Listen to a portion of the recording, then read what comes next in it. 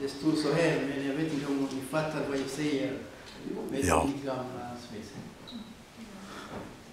Det står så här, ditt mitt barn, hämta kraft i den nåd som finns hos Kristus Jesus. Och det som du har hört av mig inför många vittnen ska du anförtro åt pålitliga människor som i sin tur ska bli utrustade att undervisa andra. Och det finns också vers 8.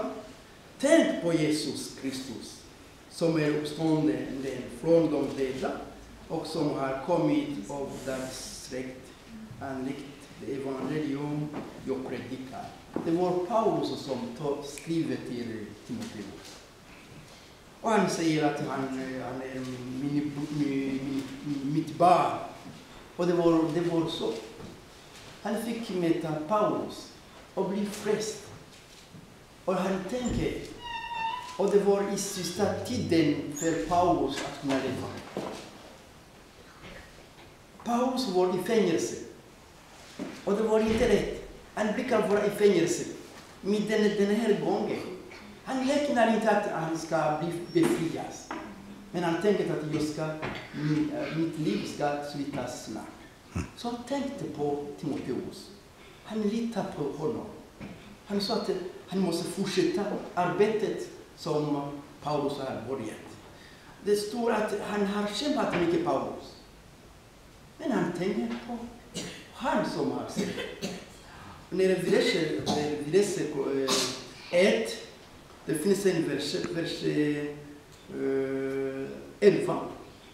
1 och 11, 12. Det heter så här, det står så här.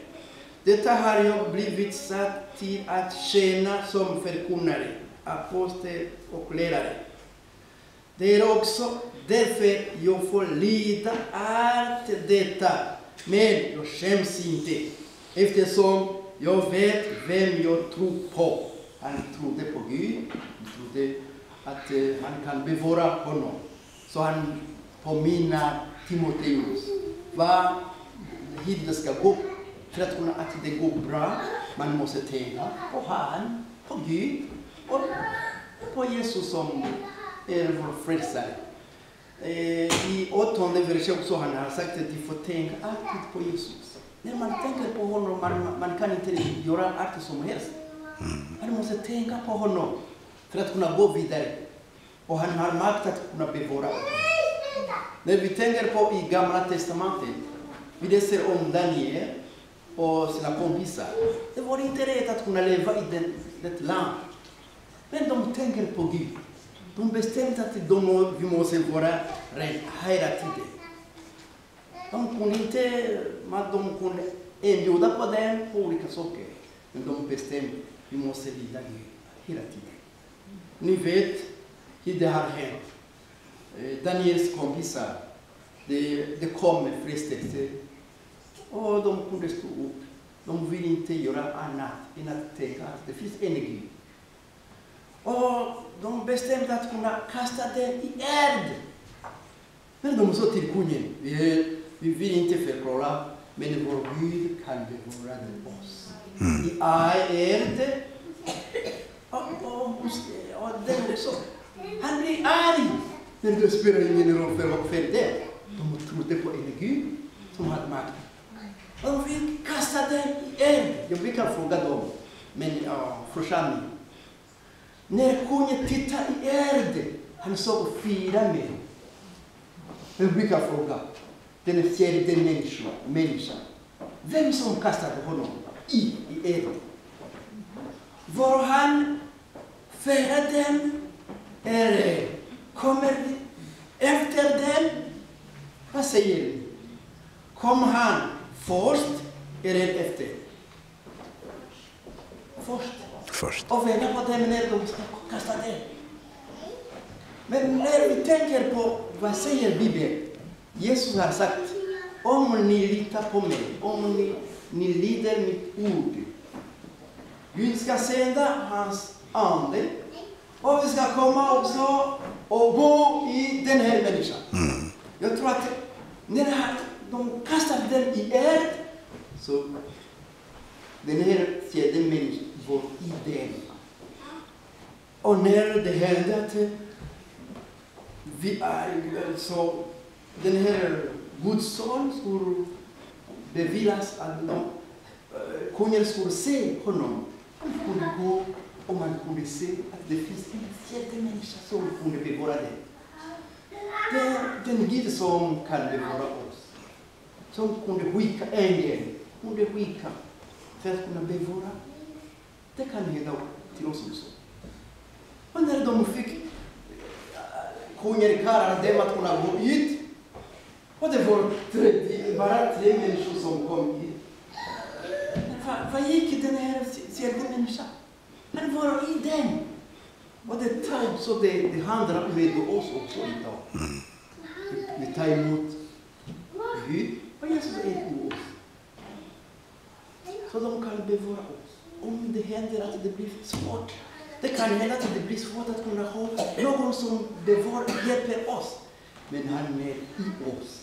Han kan bevara oss och göra makt, göra under. Det brukar hända ofta när man litar alltid på honom. Det har hänt någon hos oss i en stad, Bujumbura. Någon som skulle ha ett arbete. Man kallar honom och han trodde att han ska få jobb. Men de ville döda honom. Men han trodde på det. Och när på kvällen de så gå i den här rum och de ska bära den här kartong. Och i kartong fanns olika grejer. Bland annat den finns också kniv. Han tänkte, vad ska jag göra? Men i början har jag tänkt, jag ska kanske känna någon i en familj. Det finns en läkare som ska använda de här kniv. Nej, det var inte kniv för läkare. Det var för att kunna döda honom.